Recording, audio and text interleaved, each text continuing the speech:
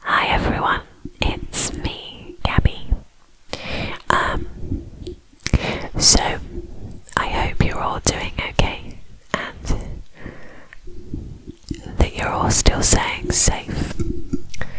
I know everything's still up in the air at the minute, which is a right pain, but I thought tonight I would do some reading, and I have found on the Reader's Digest 17 creepy real events that actually happened on Halloween. I have my stand, the clip that clips things on, has broken, so I'm waiting for a new one, so I have to just hold the microphone, which is a little bit awkward, but it should be fine. So yes, let's get started. So this is the wrong place at the wrong time. In 1992, a 16-year-old Japanese foreign exchange student in Baton Rouge, Louisiana, paid the ultimate price after accidentally ringing the wrong doorbell on his way to a Halloween party. Reports Japan. Yoshiro Hattori had been unfamiliar with the neighborhood when he opened the door to a man who was armed with a .44 Magnum revolver. Although Hattori allegedly said, "We're here for the party," Pierce claimed he feared for his life and ordered the student to freeze. When Hattori misunderstood the command and kept approaching, Pierce shot him. After being questioned, the perpetrator was arrested but later acquitted of manslaughter. It's unknown what kind of costume Hattori wore that warranted such a reaction. The next one is Harry Houdini. We all know who he is. He died after being punched by a college student. He was a famed magician, and he claimed that he could take a blow to the abdomen without being taken down. And on October the 22nd, 1926, a student at McGill University asked if he could prove it. Houdini, who'd been sitting in his dressing room during an engagement at the Montreal University, obliged. Although he had actually braced himself, the student's 4 punches left the performer in great pain. After suffering for 2 days, Houdini decided to seek medical help, but by this time he was suffering a severe fever and acute appendicitis.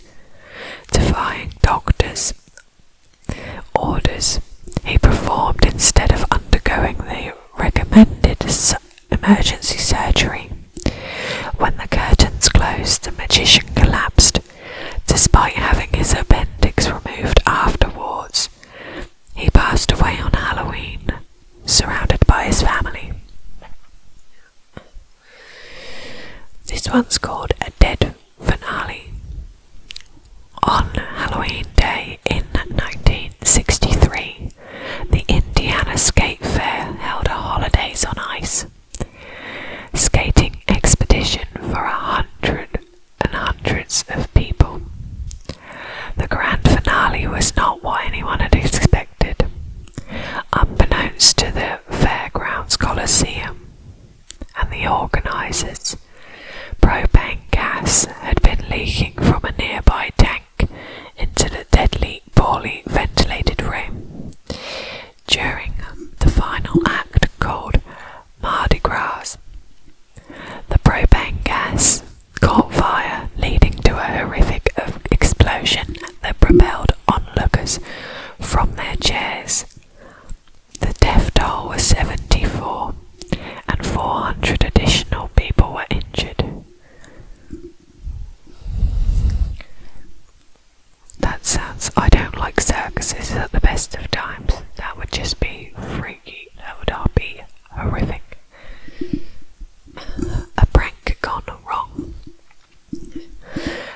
tradition of throwing eggs at people on Halloween is, at best, a harmless prank.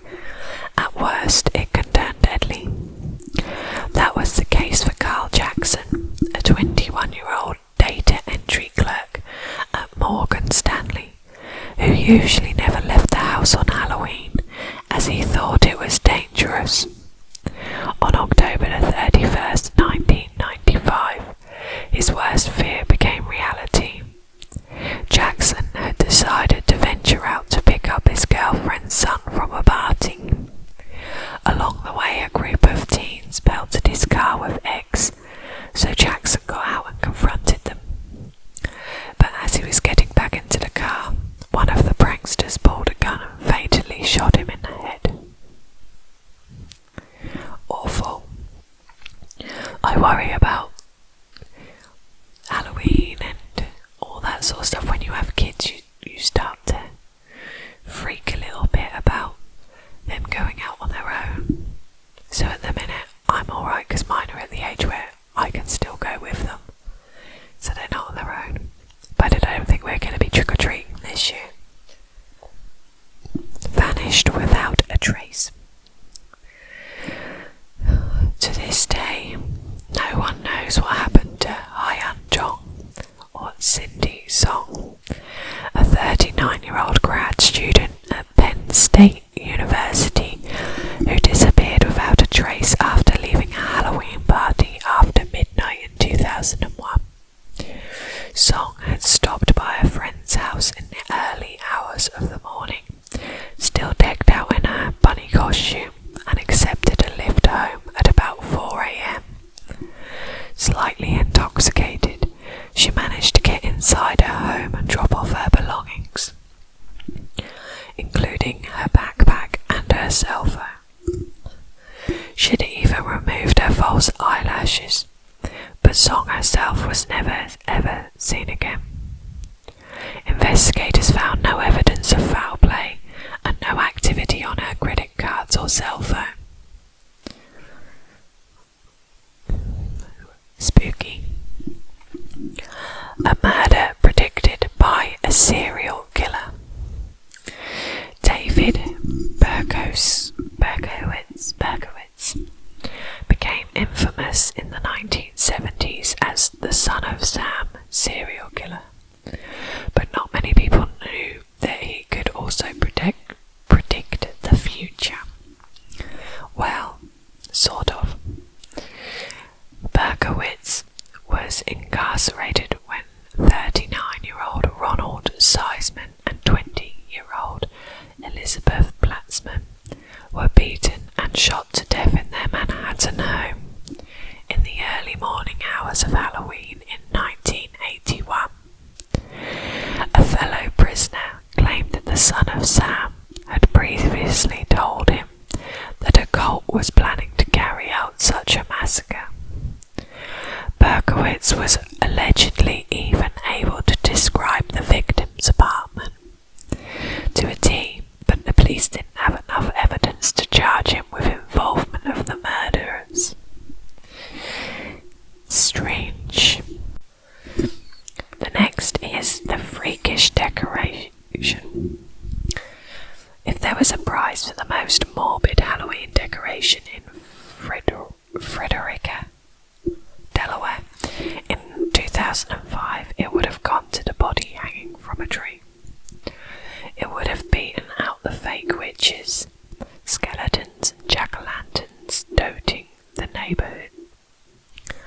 For hours people passed by admiring it. Of course, it had an edge over the other decorations. This was a real body. Police believe it was that of a woman who had committed suicide the night before.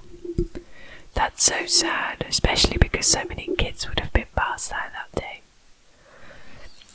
Men in tutus shouldn't criticise, that's what the next one's called. Note to self, not everyone's wearing a costume on Halloween. In 2012, in the early hours of the morning after Halloween, a tutu-clad Marine spotted a uniform-clad man in a wheelchair weak attempt at mocking the military, so he attacked him. As the Marine leaned upon his arrest, the man's wardrobe was not a comment on our servicemen and women. He was in fact a disabled veteran. Shocking. There really are monsters. Every parent's nightmare. Your child comes home from a night of trick-or-treating with spiked candy. One of the Halloween stories that helped propel this fear was the murder of Timothy O'Brien in 1974. The 8-year-old from Deer Park in Texas died Halloween night after ingesting poisoned candy. Making this crime more horrific is the fact that the perpetrator was not a neighbour, but the boy's own father, who sought to cash in from his son's life insurance. Sick people should not have children. They shouldn't. The note. The most frightening thing about the graveyard kit an Oregon woman brought at Kmart in 2012 was the note she found inside. It was written by a Chinese factory worker who claimed that he and others were being tortured and enslaved in a forced labour camp, making toys 15 hours a day with no pay or days off. He went on to plead that the letter to be forwarded to the World Human Rights Organization. The woman did just that, and the Chinese worker was freed when the camp was exposed months later. I can't believe that people are still allowed to do slave labour. I think it's vile. Neither rain, nor sleet, nor decomposing body. It's bad enough to have collapsed and died alone on your own porch steps, but adding insult to injury, the morning after this 2012 Halloween tragedy, the mailman, assuming the body was an excellent Halloween decoration, sidestepped the deceased body on its way to delivering the corpse's mail. I don't know how can you ignore that? Nuts. Time for a ghost. Sometimes a costume is just too good. In 2012, a 9-year-old wearing a black outfit and a black hat with white tassel was mistaken for a skunk by a relative and shot. The girl survived. Why would you? Obviously weren't a skunk. Skunks aren't the same size as a child. A killer costume. The year was 1957, Halloween night. A couple was getting ready for bed when the doorbell rang. It was late, but the husband answered the door, ready to dole out more candy. Instead, an adult wearing a mask shot him in the chest, killing him. Was it a trick-or-treater, dissatisfied with the candy selection? Not quite.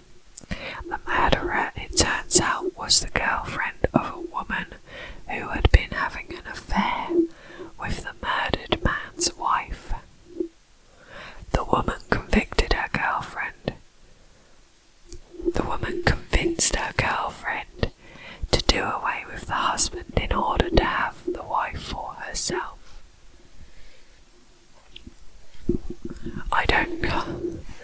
If you're not happy in a relationship, just leave. Don't have to kill the other person. Angry much? It's actually me right now. Candy might be important, but it's certainly not worth your life. It was Halloween night in 2011 when a 55-year-old Chicago resident realized his candy bag was missing. He blamed a neighbor for the missing sweets and took his revenge to an extreme,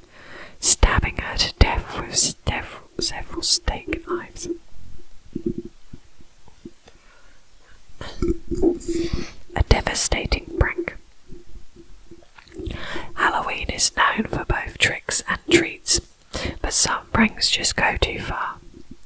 In 1998, a Bronx man was in the car with his girlfriend to pick her up and pick up their 9-year-old son from a Halloween party. When a group of teens started egging the car, the man got out and had an argument started. After he sat back down in the car, one of the teenagers shot him fatally in the head. Guns. Don't even get me started on guns. I don't think they should be legal anywhere in the world. They're not legal here. Unless I think you could get a gun here. A shotgun if you go hunting or clay pigeon shooting. But they're very strict on who can have the gun, and you have to have them hidden away. I don't get how you can just go into a shop and buy a gun.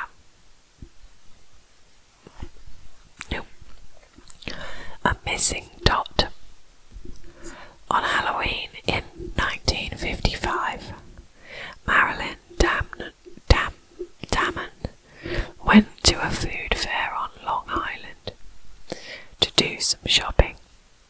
She brought her 2 children, 2-year-old Stephen and 7-month-old Pamela.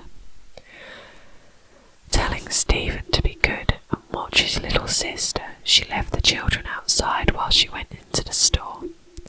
She returned 10 minutes later to find that her children had disappeared. Stroller and all, Pamela's baby stroller with the unharmed 7-month-old inside was found a short distance away, but Long Island police were never able to locate Stephen. Sad. Don't lose your head. This is the last one, I believe. People thinking dead bodies are Halloween decorations seems to be a gruesome trend in these Halloween stories. However, in 2017, the opposite actually happened. In mid-September, police in Greene County, Tennessee, received a panicked phone call from a man who believed there was a beheaded corpse in a neighbour's driveway. Police arrived on the scene, only to find that the owner of the home had actually just put out his creepy Halloween display a little early. Do not call 911 reporting a dead body, the police department's Facebook page wrote. Instead, congratulate homeowner on a great display. But what if it was actually a dead body? What would the police be saying then? I hope you enjoyed those mini stories. Well, little snippets of stories. My next video will be another true crime Halloween edition. I'm just trying to find the best one to do. But yes, I'm going